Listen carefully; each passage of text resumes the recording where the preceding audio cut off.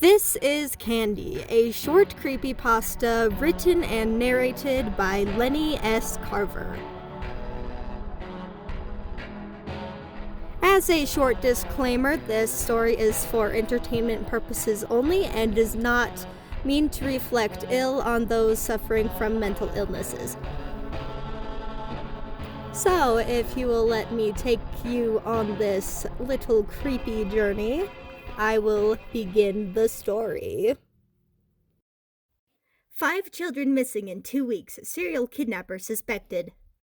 Over the last 2 weeks, ranging from April 9th to April 22nd, 2017, 5 children have gone missing from the bustling streets of Salt Lake City, Utah. All have been pre-adolescent, with Valencia Garrett at 5 years old being the youngest and Justice Marr at 11 being the oldest to disappear. At the scene of every kidnapping, there have been reports of a lingering sweet smell akin to taffy and citrus. There have also been reports of time glitches that local paranormal investigator Warning Shot is quick to point out that surround the disappearances of these children. He gave his opinion on the matter as such. It's no coincidence that 2 of the children went missing on Wednesday. Mr. Shot believes that whoever the serial kidnapper is may also be the one responsible for the strange time-related anomalies in Salt Lake City, Utah. A group of over 7,000 people claims that Wednesday the 19th had never happened. Others have reported stoplights going long enough to watch entire TV shows, driving across the city in under a minute while maintaining the speed limit, among others.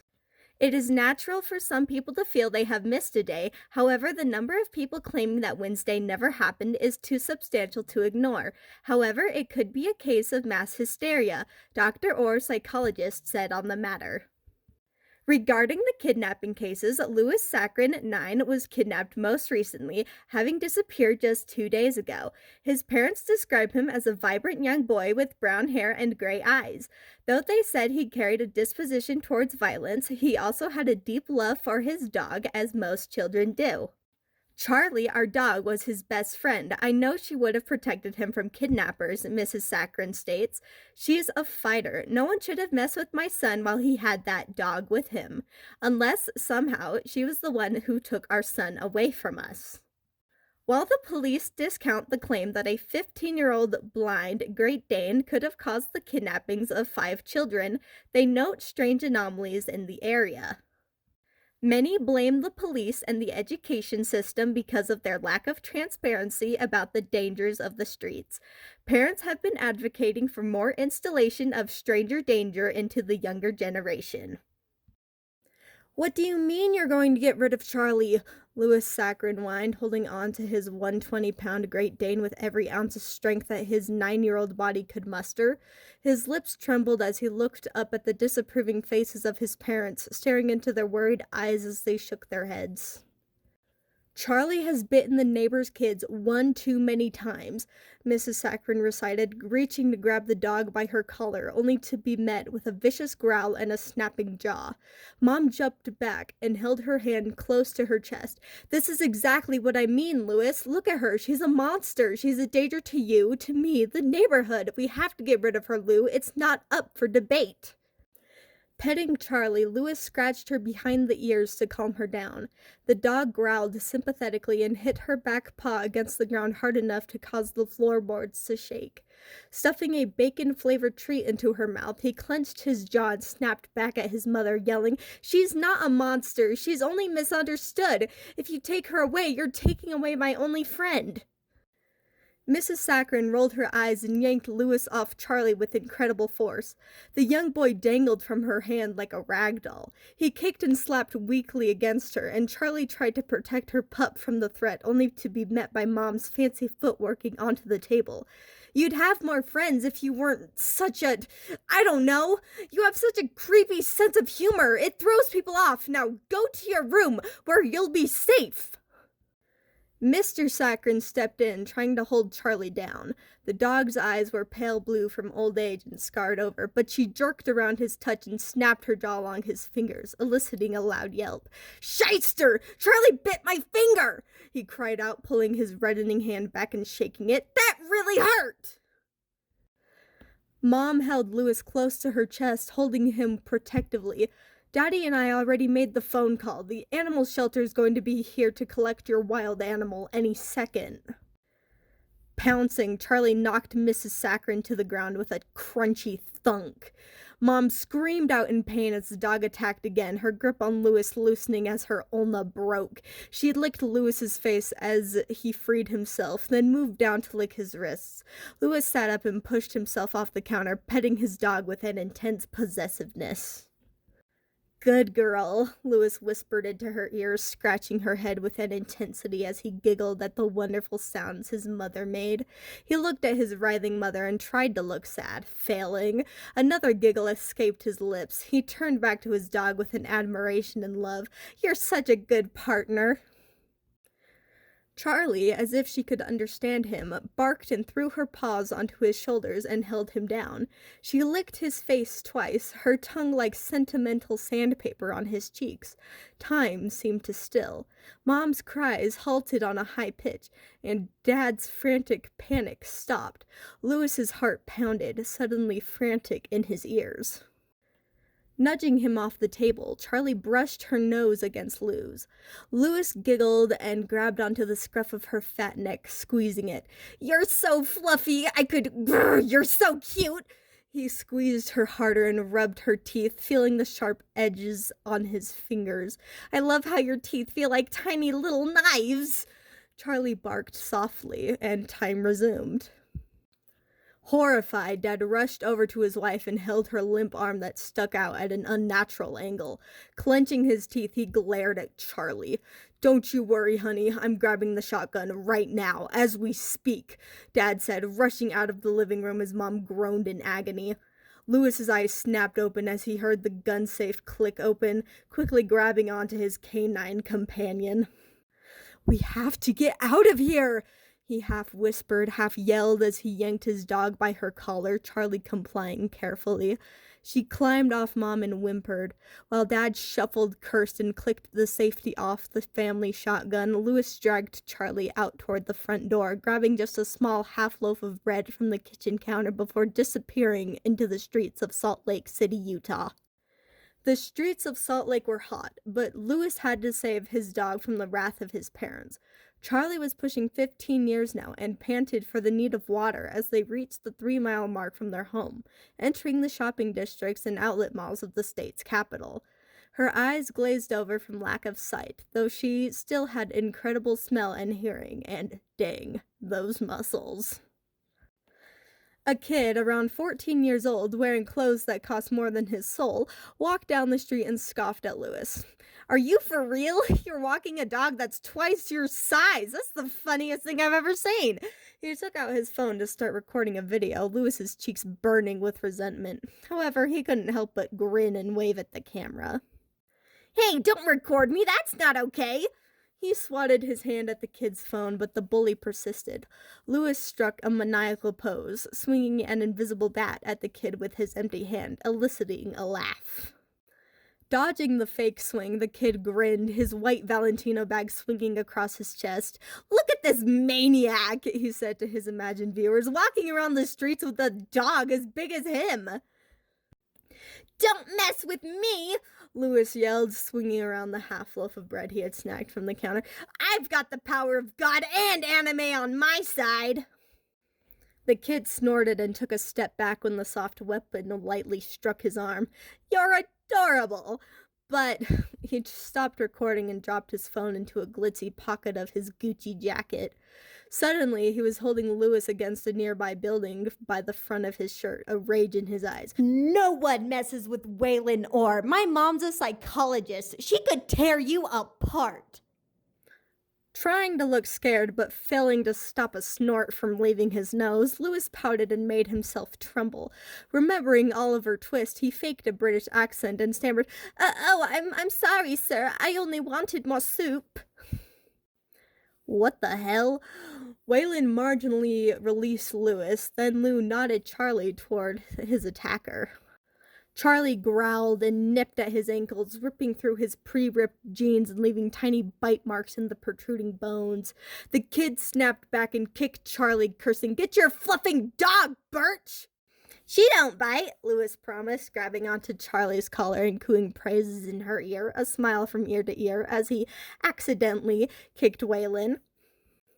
Yes, she do! Get her down! He kicked at her again, screaming and hitting Charlie with his Valentino bag.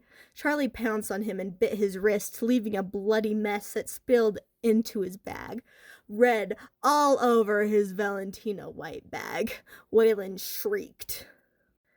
Charlie, come here, girl, Lewis demanded, fighting back a massive grin as he pried his dog off the kid.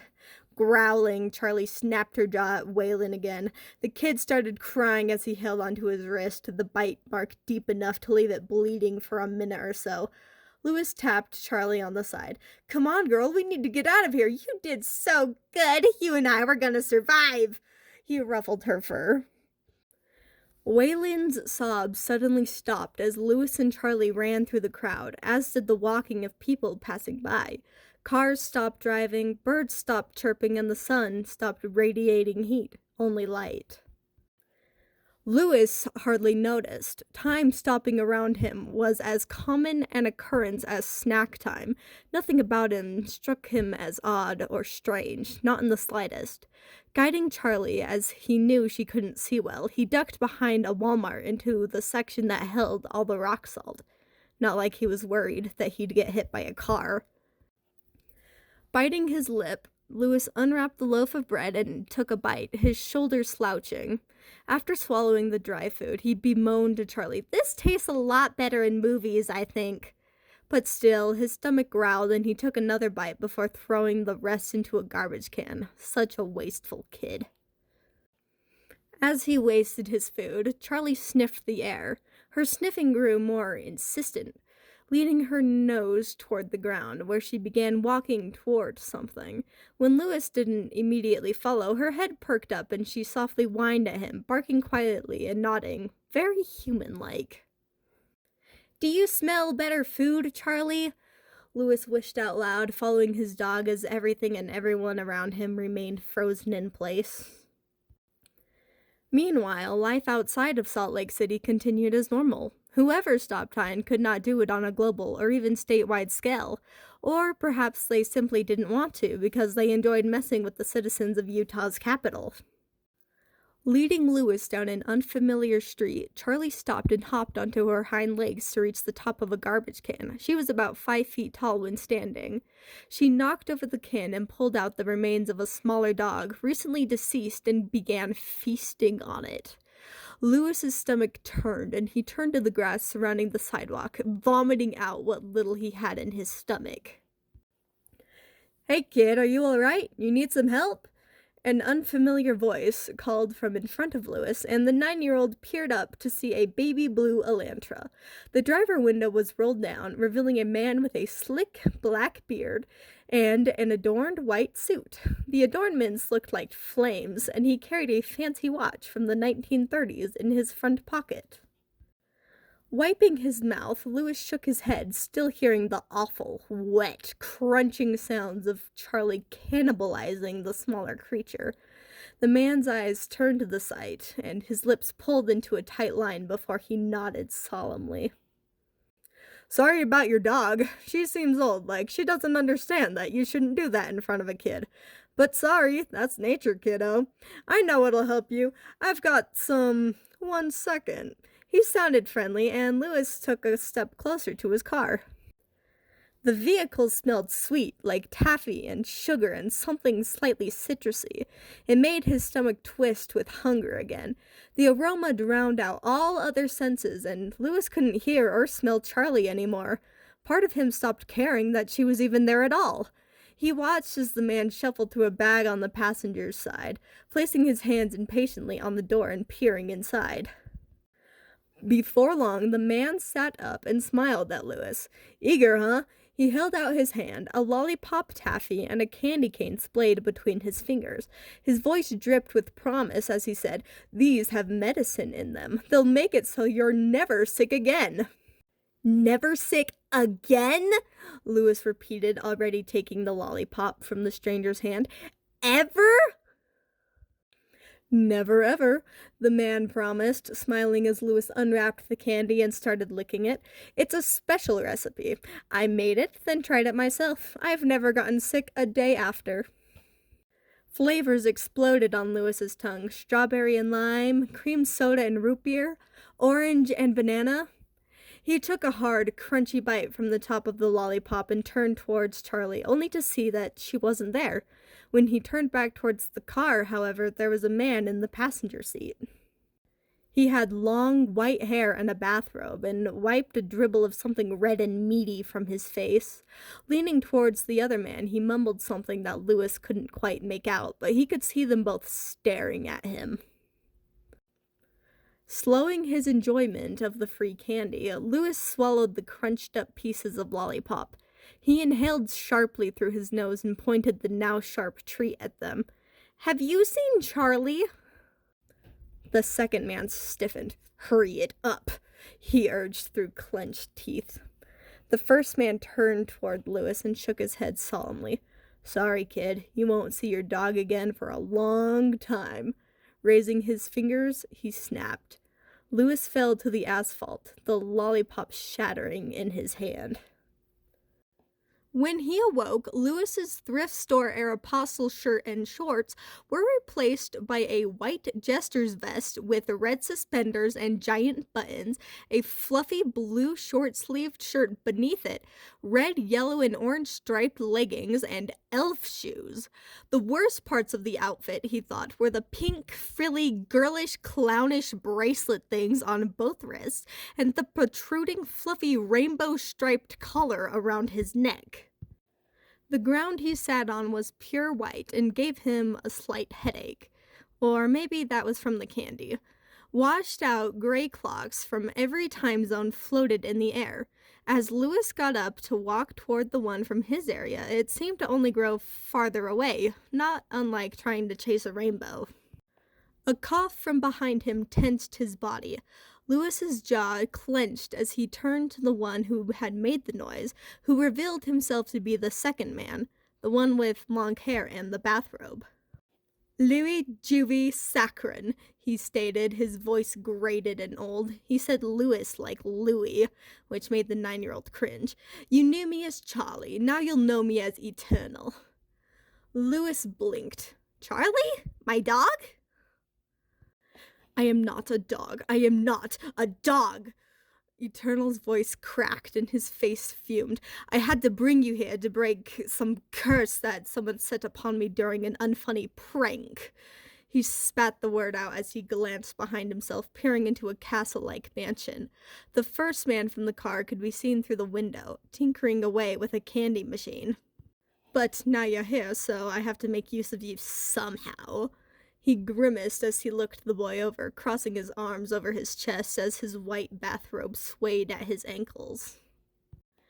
Groaning, Louis stormed around. "This is stupid! I want to go home!"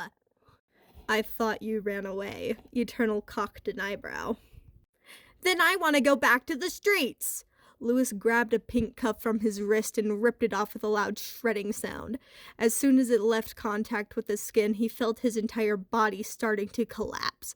His stomach crawled up his throat and black ooze poured from every pore. He tried to scream, but he couldn't. Looking up at Eternal with panic in his eyes, he saw his vision had been cut in half. One eye had completely melted away into black substance and dripped down his cheek. Eternal watched for a moment, fighting back a sadistic smirk before frowning. He rushed to Louis's side and tied the cuff back onto his wrist, and suddenly everything felt better. Except for his eye, which might leak black ooze permanently. Drawing a finger along a drop of ooze, he tasted it. Humming tunelessly, he looked back at Louis. "Black licorice. I'll call you Candy from now on." "But my name is," Eternal snapped back. "I was your dog for 9 long years. Now you get to see what it's like to be someone's pet. I get to name you." He gnawed on his own teeth and backed away from Candy, his wispy hair flowing in a breeze that didn't come. "And don't take off any of that outfit. It keeps you in a time capsule, so to speak. That medicine you got turned your insides into that black licorice gunk." Candy looked back at his wrist, then itched underneath his clownish collar. I don't want to be a pet, he protested. Inhaling sharply, Eternal paced faster. He didn't want a pet either. He didn't want to spend 15 years as a dog, but now he had this kid, while his stupid underling had 4 others that he did gods know what with. Eternal imagined that his stupid, sadistic underling likely turned them into various puddles of flavored mush. The other wasn't as kind as to pause the children's destruction with timepieces like Eternal. He shook his head and muttered, I'm too stressed for this. Candy, I give people all the time in the world, and yet I don't have any time for myself. Eternal narrowed his eyes at the boy. Scratching more, Candy frowned. Just make more time. You paused it when you were a dog. He stopped fiddling with his outfit and punched Eternal. And you were a lot nicer as a dog, too. Eternal grunted, vanished, then reappeared just a few yards in front of Candy. That's not how it works. I can't do that, and you're really annoying. Your penchant towards violence was cute when I could be part of it. Suddenly, Eternal got an idea. He snapped his fingers, and a massive lollipop-shaped weapon appeared in Candy's hands. Candy's sour attitude immediately flipped, a massive grin spreading across his features. He twirled it between his fingers, chuckling like a madman as he swung it. This is awesome! He charged at Eternal, who held up his hand. Candy froze immediately, locked in time. Blinking, the boy hissed out a sound. Eternal shook his head. Why don't you just jest for me for a bit, until I find a better use for you? I know you find violence as entertaining as I do. Candy raised an eyebrow. He thought it was funny when people acted tough, that manic feeling he got when hitting people. He looked at his own dull, rainbowed reflection in the enormous lollipop. Go back down to earth. Go wild. I'll be watching, judging. I'll call you back when you're needed. With that, Eternal grabbed onto Candy's shoulder and shoved him hard through the floor of the time void. Instead of falling forever, Candy simply found himself in an unfamiliar park, the stars twinkling dully above him. He carried his weapon over his shoulder and walked around, hearing the crunch of grass under his feet, but not feeling it. He couldn't feel the air on his skin either. Whether it was 70 degrees or -20, he couldn't tell. Twirling the massive sweet in his hand, his one good eye scanned the park. A runner, a woman in her 30s, made the fatal mistake of being alone. Candy grinned, holding the weapon in his hand. He'd have some fun.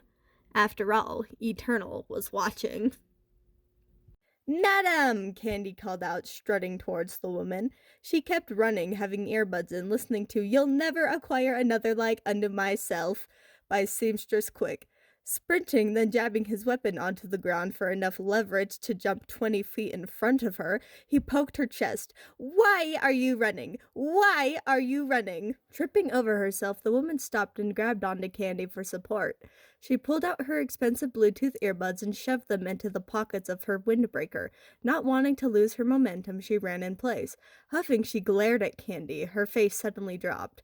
Little boy, what do you want? What the hell happened to your eye? Do you need a doctor? Don't worry about that. Goop dropped from his eye onto the pavement, but it refilled infinitely. Candy dramatically swung his lollipop over his shoulder. You're my new mom! You're my mom! Boogie, boogie, boogie! He grinned wildly and cutely wiggled his hips. Somewhere in the time void, Eternal snorted. Time stilled for Candy and his new mom. New Mom slowed her pace to just walking in place, her face softening. Oh God, did they abandon you? Do you need to go to the police? I can. She looked at her watch to check how far she had already run. Yeah, I can take you to the police station. Candy frowned. What? I came here looking for a mom, not the cops. Policemen make terrible parents, 'cause you're no good. He stuck his tongue out at her and started walking away. Wait, kid! The woman called out. Playing his nose in the air, Candy started patting around his pockets. He felt something round and wrapped. He pulled it out, a giant green truffle. After unwrapping it, it beeped to the tune of the funeral march in a major key. Catching the hint, Candy grinned and threw the chocolate at his failed parent. "Have a chocolate! It's a blast!" He waved her goodbye, the cuffs now adding a festive flair to his theatrics instead of causing him a burden. 3, 2, 1. New Mom went kaboom in a chocolatey cloud, sweet brown ash dusting over the grass. Where she stood lay only a pile of cheap Halloween treats and activity books. Candy cackled in his throat, then his whole body. Soon his laughter echoed through the empty park. That was so funny! Yanking his show-off weapon from the ground, he perused into town, looking for someone else to have fun with. A few days later, he found himself at the entrance of a community center. A sign out front said an anti-fear-mongering session was being held about how the mayor was threatening companies or something. Candy couldn't read that well. Brushing his hair back, he sauntered into the room and counted the heads of the attendees. "Wow, look at all those chickens," he mumbled. "A bunch of scaredy cats afraid of some fat lady with a mustache and a suit." Walking over to a picture of the mayor, he took it off the wall and crinkled his nose at it. She'd be rich. Probably make for a pretty good mom if she didn't look like a burnt chicken nugget. Approaching him, a man in his 40s chattered his teeth. "Are you here to help support the cause, son? I agree with your statement. The mayor is nothing but a clown, a big bully." Candied bones could be heard scraping against each other as the boy turned to face the man, a massive smile on his face. "No, I'm not!" The man's already tense posture tightened further upon seeing his eye. Raising his hand towards his own, he stammered and took a step back. You... I mean, yes!"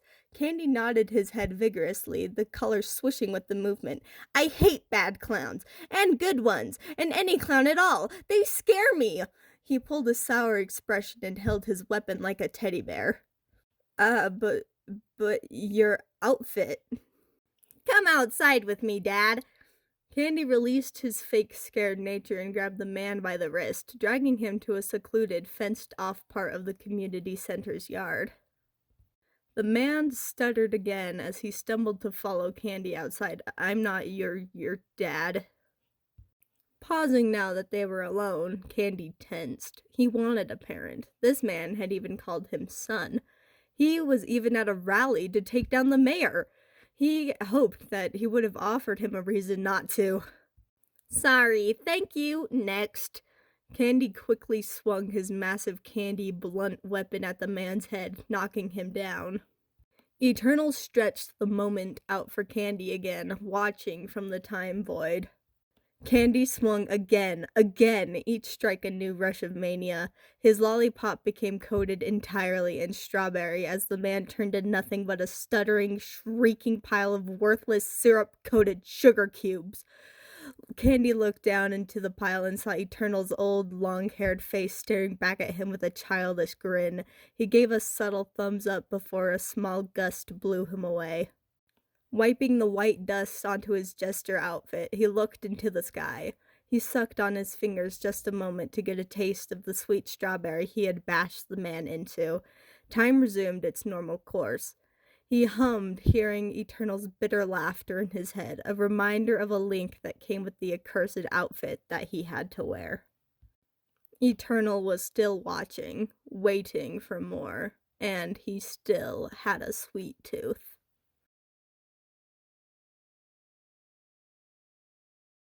Infamous sweet tooth killer still at large, now allegedly worldwide. Imagine going outside to enjoy an evening run at the park, only to be met with a murderer who leaves no trace of your existence save for a pile of treats and playbooks for children. This was the horrifying reality for Marion Webb, 32, on September 22nd, 2034, who has yet to be found. While this was not the first incident of candy-coated carnage, Webb's fatal encounter in September 2034 is one of the more widely known instances of what some have called deadlier than the obesity epidemic. As of March 2036, 57 people have experienced similar fates as Marion. They disappear without a trace, the only marker of their existence being a sugary treat. The killer, dubbed Sweet Tooth by many on the internet, has struck nearly every state in America. Frankly, it's disgusting that someone would corrupt something as innocent and childlike as candy and use it as a symbol for something as horrific and awful as murder, Sheriff Flynn had to say on the matter. I have kids. I know how seeing something they cherish so deeply used in such a perverse way can corrupt them. I, personally, will not rest until I catch this son of a biscuit and watch him rot in hell. I will chase him to the ends of the earth if I have to. However, as of the week of February 22nd, the Badger received shocking news. There have been similar death and missing person reports from Canada, Mexico, Australia, Germany, and Belgium, making Sweet Tooth a worldwide problem. Good luck, Sheriff. Warning Shot, the local paranormal investigator, had his own theories. The missing children and time anomalies from 12 years ago have everything to do with this, man. Think about it. After this Sweet Tooth guy showed up, the time anomalies, started happening again. People have been reporting strange stretches of time, hours feeling like days or getting an hour's worth of work finished in mere seconds. However, Warning Shot is still dismissed by Dr. Orr and the better part of the public.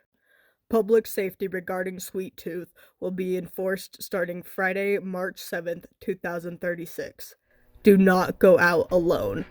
Do not go out past dark. And, for God's sake, do not take candy from strangers. The end. Question mark?